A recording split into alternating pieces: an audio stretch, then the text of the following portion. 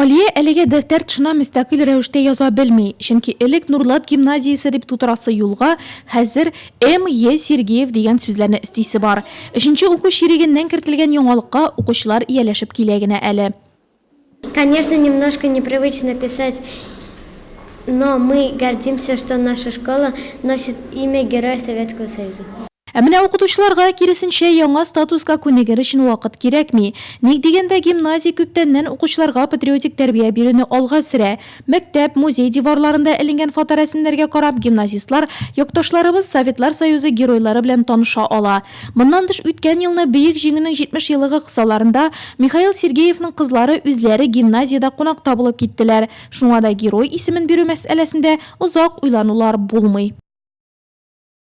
Это для нас огромная честь. Сейчас Бу безнең өчен зур дәрәҗә. Хәзер без аның тормышына, батырлыкларына багышланган күләмле, матур мәгълүмати стенд ясарга әзерләнәбез.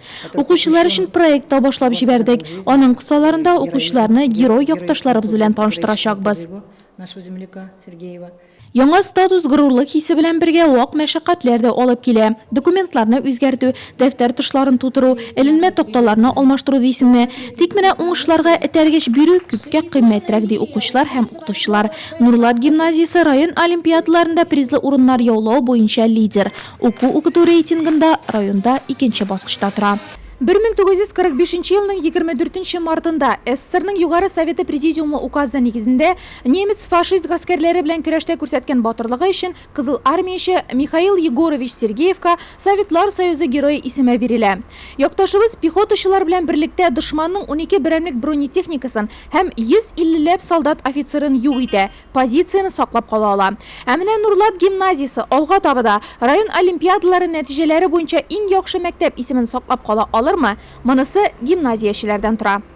Тимерлек авылы егете, батыр якташыбыз Михаил Егорович Сергеев Ставрополь краеның Нефтекумск шәһәрендә күмелгән. Әмма туган ягында батырлыклары бүген дә исән. Мәңгелек ут янындагы барельеф, аның исемен йөртүче урам хәзер инде мәктәптә бар.